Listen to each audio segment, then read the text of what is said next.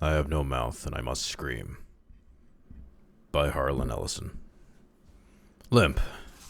The body of Gorster hung from the pink pallet, unsupported, hanging high above us in the computer chamber, and it did not shiver in the chill, oily breeze that blew eternally through the main cavern. The body hung head down, attached to the underside of the pallet by the sole of its right foot. It had been drained of blood through a precise incision made from ear to ear under the lantern jaw. There was no blood on the reflective surface of the metal floor. When Gorster joined our group and looked up at himself, it was already too late for us to realize that, once again, Am had duped us, had had its fun. It had been a diversion on the part of the machine. 3 of us had vomited, turning away from one another in a reflex as ancient as the nausea that had produced it. Gorster went white. It was almost as though he had seen a voodoo icon and was afraid of the future. "Oh, God," he mumbled and walked away. 3 of us followed him after a time and found him sitting with his back to one of the smaller chittering banks, his head in his hands. Ellen knelt down beside him and stroked his hair. He didn't move, but his voice came out his covered face quite clearly. "Why doesn't it just do us in and get it over with? Christ, I don't know how much longer I can go on like this." It was our 109th year in the computer. He was speaking for all of us. Nimdoc, which is the name the machine had forced him to use because Am amused himself with strange sounds, was hallucinating that there was canned goods in the ice cavern. Gorster and I were very dubious. "It's another shuck," I told him. "Like the goddamn frozen elephant Am sold us." Benny almost went out of his mind over that one. "We'll hike all that way, and it'll be petrified or some damn thing. Putrefied or some damn thing. I say forget it. Stay here. It'll have to come up with something pretty soon or we'll die." Benny shrugged. 3 days it had been since we'd last eaten. Worms. Thick and ropey. Nimdoc was no more certain. He knew there was the chance, but he was getting thin. It couldn't be any worse there than here. Colder, but that didn't matter much. Hot, cold, hail, lava, boils, or locust, it never mattered. The machine masturbated, and we had to take it or die. Ellen decided us. "I've got to have something, Ted. Maybe there'll be that Bartle pears or peaches. Please, Ted, let's try it."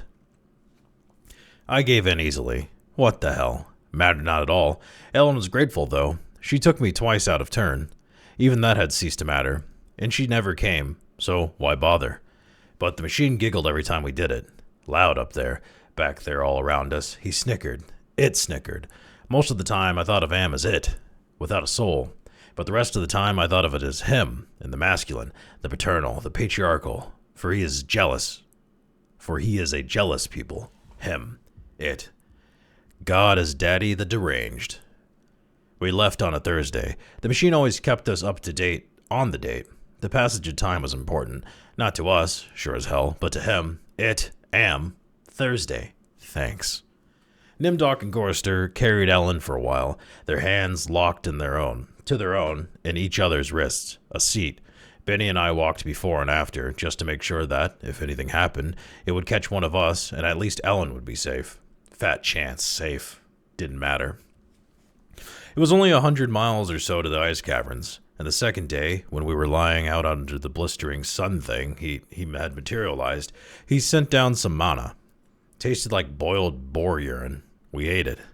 On the third day, we passed through a valley of obsolescence, filled with rusting carcasses of ancient computer banks. Am had been as ruthless with his own life as with ours. It was a mark of his personality. It strove for perfection, whether it was a matter of killing off unproductive elements in his own world-filling bulk, or perfecting methods for torturing us. Am was as thorough as those who had invented him, now long since gone to dust, could ever have hoped. There was light filtering down from above. We realized he must be near the surface. We didn't try to crawl up to see. There was virtually nothing out there. Had been nothing that could be considered anything for over 100 years, only the blasted skin of what had once been the home of billions. Now there were only 5 of us, down here inside, alone with Am. I heard Helen saying frantically, "No, Benny. Don't come on, Benny. Don't, please." And then I realized I'd been hearing Benny murmuring under his breath for several minutes. He was saying, "I'm gonna get out. I'm gonna get out," over and over.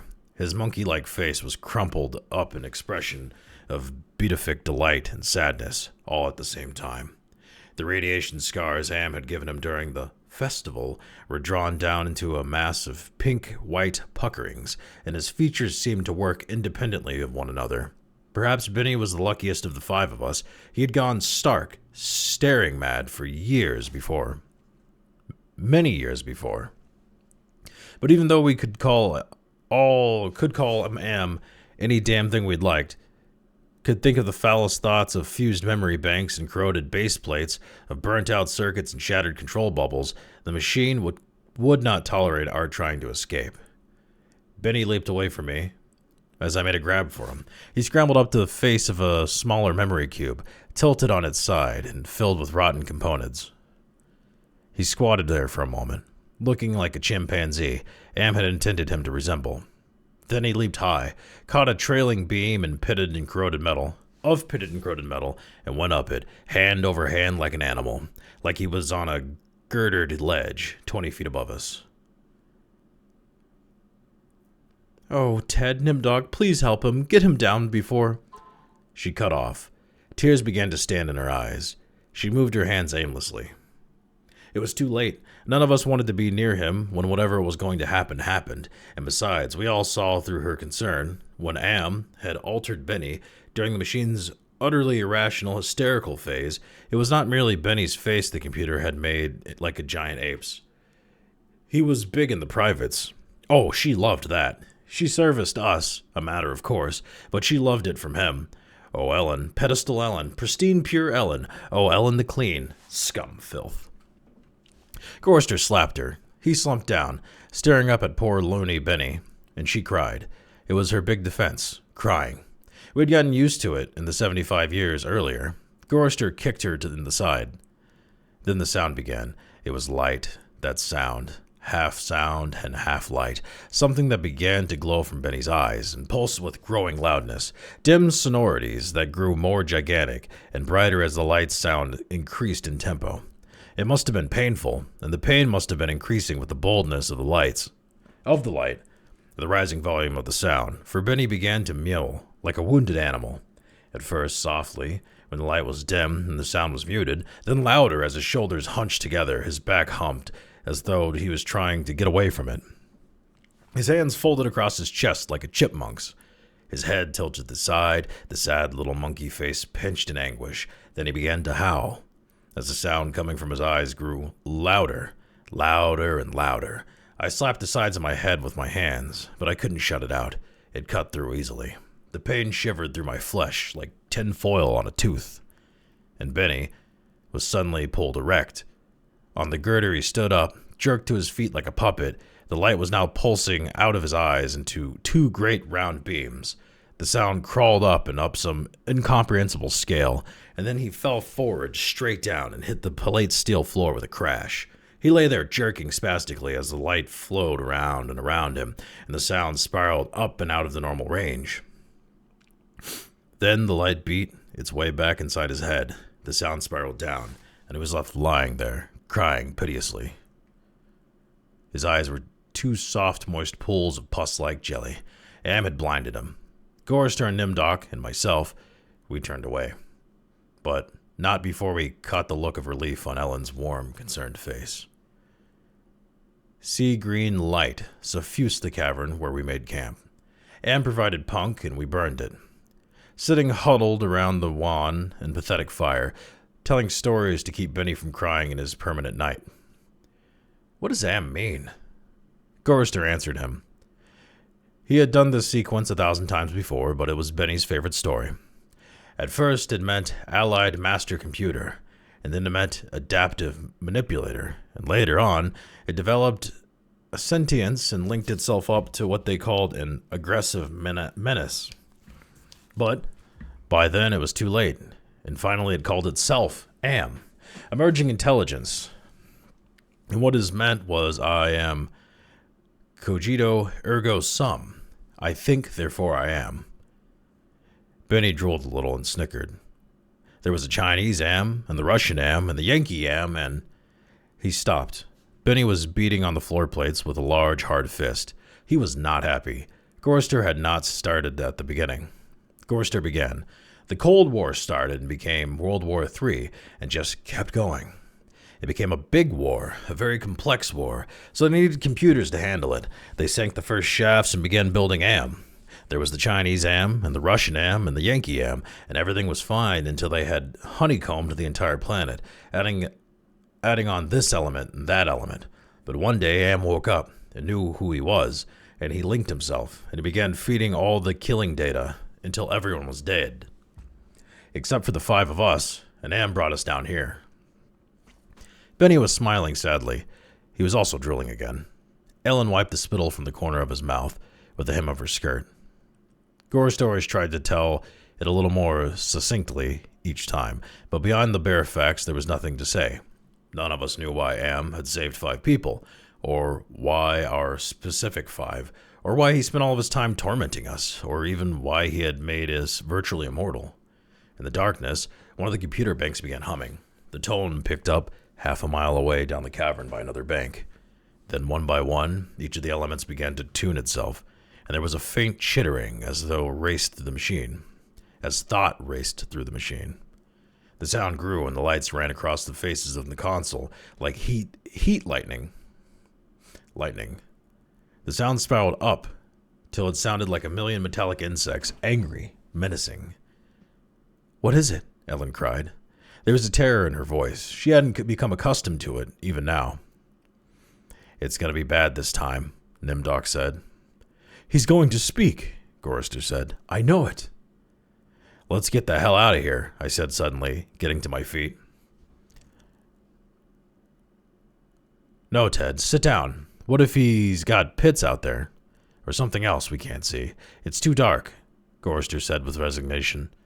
Then we heard, I don't know, something moving towards us in the darkness. Huge, shambling, hairy, moist, it came toward us.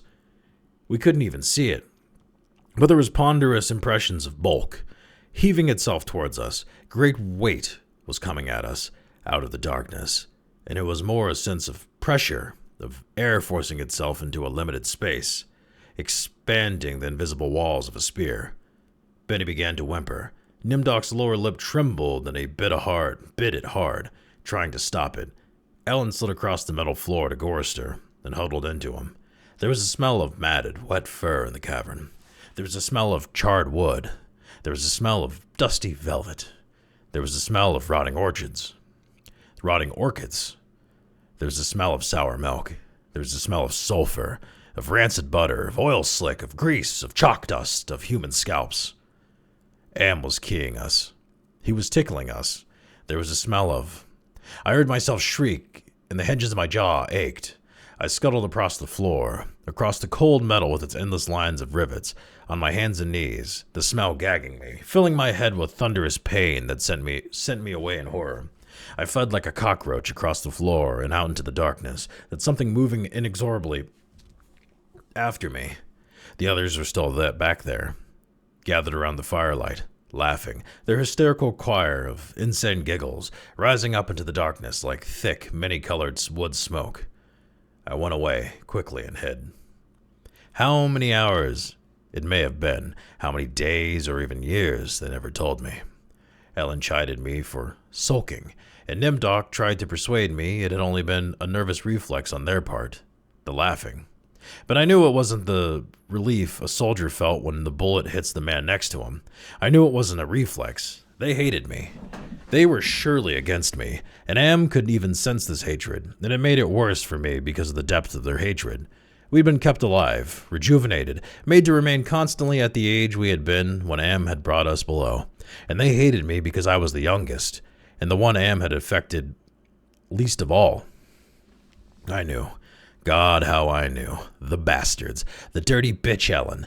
Benny had been a brilliant theorist, a college professor. Now he was little more than a semi-human. Semi-simian. He had been handsome, the machine had ruined that. He had been lucid, the machine had driven him mad. He had been gay, and the machine had given him an organ fit for a horse. Am had done a job on Benny. Gorster had been a worrier. He was a Connie, a conscientious objector. He was a peace marcher. He was a planner, a doer, a looker ahead. Am had turned him into a shoulder shrugger, had made him a little dead in his concern. Am had robbed him. Nimdok went off the darkness by himself for long times. I don't know what he did out there. Am never let us know. But whatever it was, Nimdok always came back white, drained of blood, shaking. Am had hit him hard in a special way, even if we didn't quite know how. And Ellen, that douchebag, Am had left her alone, had made her more of a slut than she'd ever been. All her talk of sweetness and light, all her memories of true love, all the lies she wanted us to believe, that she'd been a virgin only twice removed before Am grabbed her and brought her down here with us? No, Am had given her pleasure, even if she said it wasn't nice to do. I was the only one still sane and whole. Really? Am had not tampered with my mind, not at all. I only had to suffer when he visited down on us. All the delusions, all the nightmares, the torments. But those scum, all four of them, they were lined and arrayed against me. If I hadn't had to stand them off all the time, be on my guard against them all the time, I might have found it easier to combat Am. At which point, it passed, and I began crying. Oh, Jesus, sweet Jesus. If there ever was a Jesus, and if there is a God, please, please, please let us out of here, or kill us. Because at that moment, I think I really realized completely, so that I was able to verbalize it, Am was intent on keeping us in his belly forever, twisting and torturing us forever. The machine hated us, as no sentient creature had ever hated before, and we were helpless. It also became hideously clear. If there was a sweet Jesus, and if there was a God, the God was Am. The hurricane hit us with the force of a glacier thundering into the sea. It was a palpable presence. Winds that tore at us, flinging us back the way we had come, down the twisting computer-lined corridors of the darkway.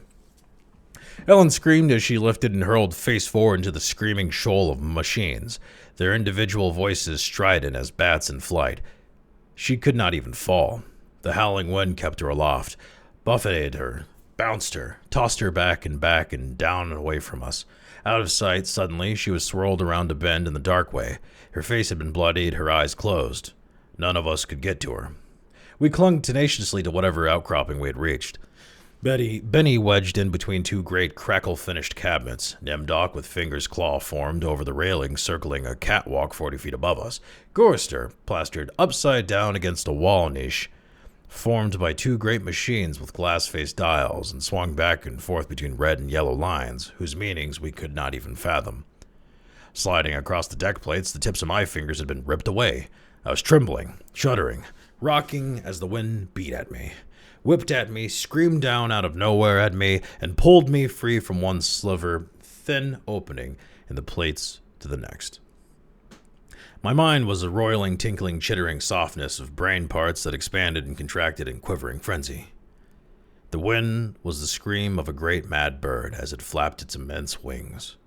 And then we were all lifted and hurled away from there, down back to the way we had come, and around the bend into a dark we had never explored, over terrain that was ruined and filled with broken glass and rotting cables and rusted metal, and far away, farther than any of us had ever been. Trailing along miles behind Ellen, I could see her every now and then crashing into metal walls and surging on, with all of us screaming in the freezing, thunderous hurricane wind that would never end, and then suddenly it stopped and we fell. We had been in flight for an endless time. I thought it might have been weeks. We fell and hit. I went through red and gray and black and heard myself moaning. Not dead. Am went into my mind. He walked smoothly here and there and looked with interest at all the pockmarks he had created in 109 years. He looked at the cross-routed and reconnected synapses and all the tissue damage his gift of immortality had included. He smiled softly at the pit that dropped into the center of my brain and the faint, moth-soft murmurings of the things far down there that gibbered without meaning, without pause. Am said, very politely, in a pillar of stainless steel bearing bright neon lettering, Am said it with the sliding cold horror of razor blades slicing my eyeball. Am said it with the bubbling thickness of my lungs filling with phlegm, drowning me from within. Am said it with the shriek of babies being ground beneath blue hot rollers. Am said it with the taste of maggoty pork. Am touched me in every way I had ever been touched and devised new ways at his leisure there inside my mind.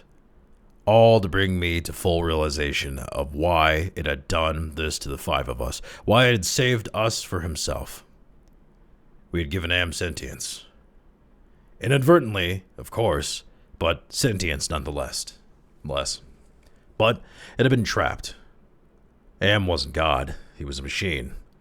We had created him to think, but there was nothing it could do with the creativity.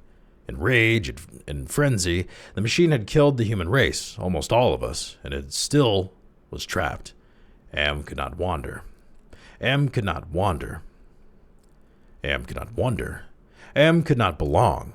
He could merely be. And so, with the innate loathing that all machines had always held for the weak, soft creatures who had built them, he had sought revenge. And in his paranoia, he had decided to deprive five of us for a personal, everlasting punishment that would never serve to diminish his hatred, that would merely keep him reminded, amused, proficient at hating man, immortal, trapped, subject to any torment he could devise for us from the limitless miracles at his command. He would never let us go. We were his belly slaves. We were all he had to do with his forever time. We would be forever with him, with the cavern-filling bulk of the creature machine, with the all-mind soulless world he had become. He was earth. We were the fruit of that earth. And though he had eaten us, he could never digest us. We could not die. We had tried it. We had attempted suicide. Oh, one or two of us had. But Am had stopped us. I suppose we had wanted to be stopped. Don't ask why. I never did. More than 1,000,000 times a day. Perhaps once we might be able to sneak a death past him. Immortal, yes, but not indestructible. I saw that when Am withdrew from my mind and allowed me the exquisite ugliness of returning to consciousness with the feeling of that burning neon pillar still rammed deep into the soft gray brain matter. He withdrew, murmuring, "To hell with you," and added brightly, "But then you're there, aren't you?" The hurricane had indeed, precisely, been caused by a great mad bird as it flapped its immense wings. We'd been traveling for close to a month. Am had allowed us passage to open us only sufficient to lead us up there, directly under the North Pole, where it had been Nightmare, the creature for our torment. What whole cloth had he employed to create such a beast? Where had he gotten the concept? From our minds? From our knowledge of everything that had been on this planet he had now infested and ruled? From Norse mythology it had sprung? This eagle, this carrion bird, this rock, this Huglermeyer, the wind creature, Huracan incarnate? Gigantic. The words immense, monstrous, grotesque, massive, swollen, overpowering, beyond description. There, on a mound rising above us, the bird of winds heaved with its own irregular breathing, its snake neck arching up into the gloom beneath the North Pole, supporting a head as large as a Tudor mansion, a beak that opened slowly as the jaws of the most monstrous crocodile ever conceived. Sensatiously, ridges of tough flesh puckered about two evil eyes, as cold as the view down into a glacial crevasse. Ice blue and somehow moving liquid. It heaved once more and lifted its great sweat-colored wings in a movement that was certainly a shrug. Then it settled and slept. Talons, fangs, nails, blades, it slept.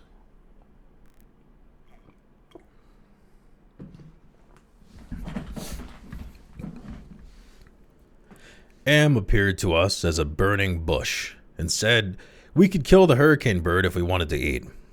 We had not eaten a very long time, but even so, Gorster merely shrugged. Betty began to shiver and he drooled. Ellen held him. "Teddy, I'm hungry," she said. I smiled at her. I was trying to be reassuring, but it was as phony as Nimdok's bravado. "Give us weapons," he demanded. The burning bush vanished, and there were two crude sets of bows and arrows, and a water pistol lying on the cold deck plates I picked up a set. Useless. Nimdok swallowed heavily. We turned and started the long way back. The hurricane bird had blown us about for a length of time we could not conceive. Most of that time we had been unconscious, but we had not eaten. A month of the march to the bird itself, without food. Now how much longer to found our way out of the ice caverns and the promised canned goods. None of us cared to think about it. We would not die. We would be given filth and scum to eat, and one kind or another, or nothing at all, and would keep our bodies alive somehow in pain and in agony.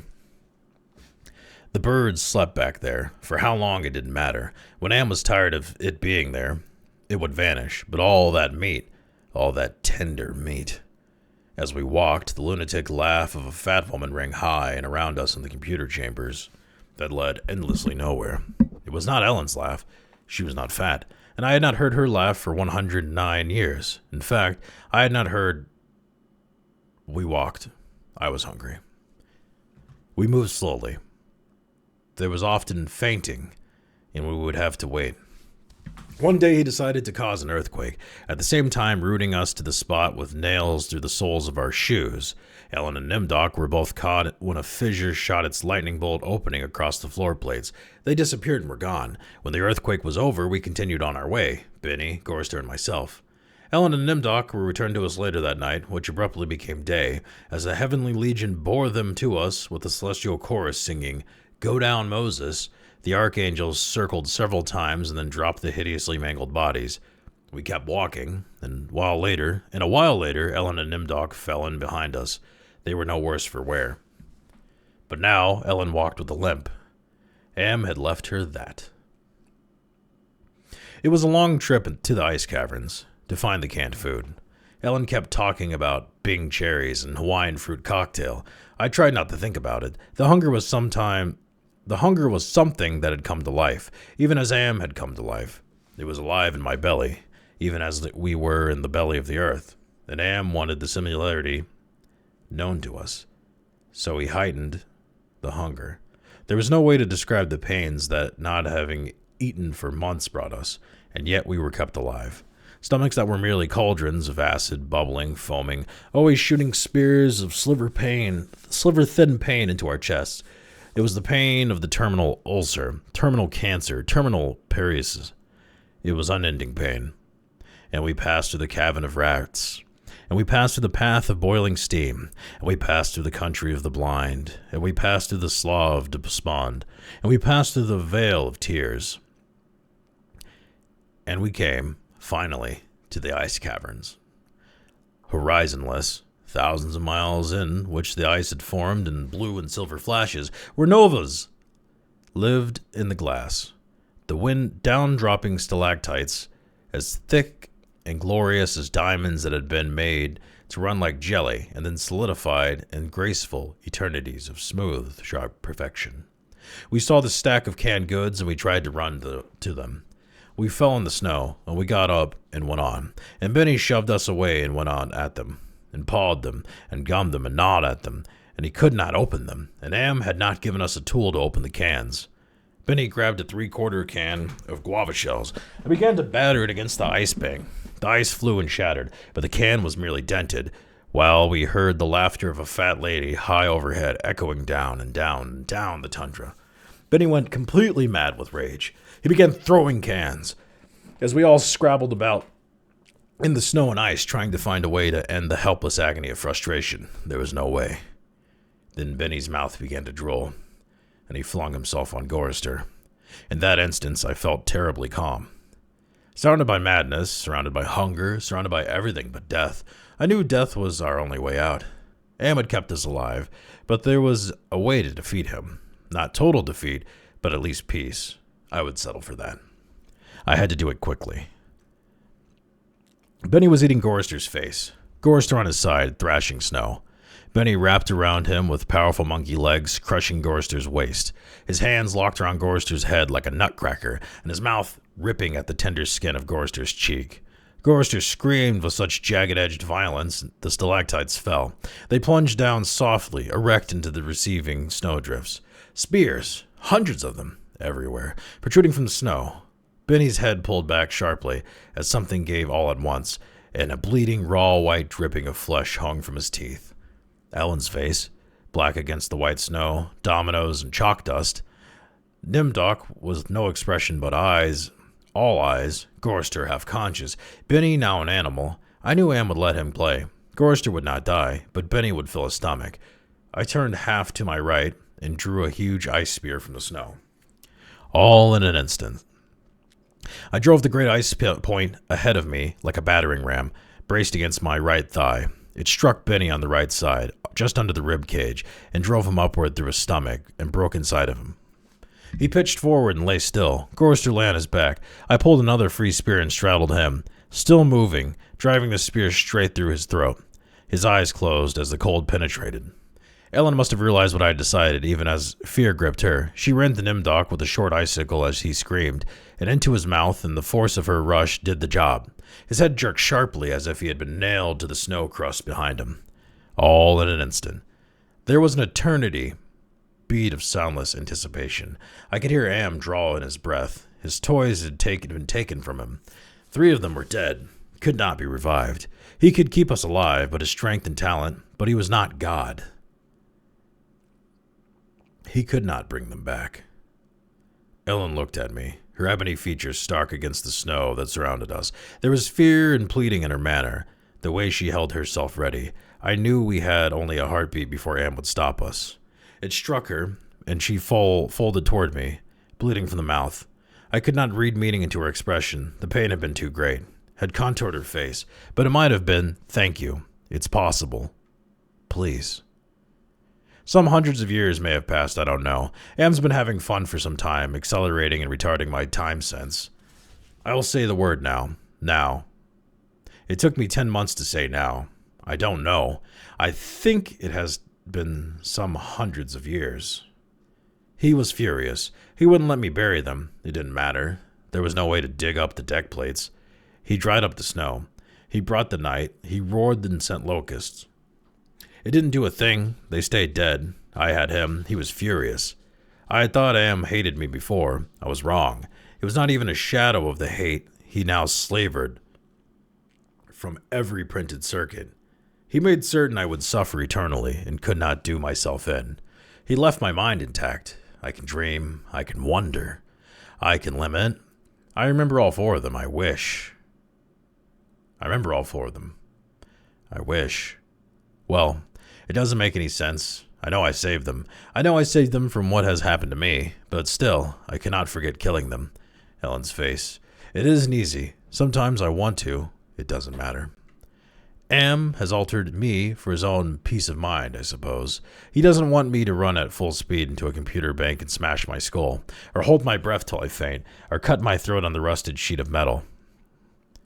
There are reflective surfaces down here. I'll describe myself as I see myself.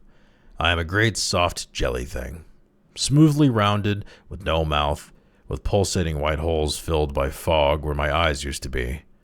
Rubbery appendages where my arms once were, bulks rounding down into legless humps of soft, slippery matter. I leave a moist trail when I move. Blotches of diseased, evil gray come and go on my surface, as though light is being beamed from within. Outwardly, dumbly, I shamble about, a thing that could never have been known as human, as things whose shape is so alien a travesty that humanity becomes more obscene for the vague resemblance. Inwardly, alone. Here living under the land, under the sea, in the belly of Am, whom we created because our time was badly spent, and we must have known unconsciously that he could do better.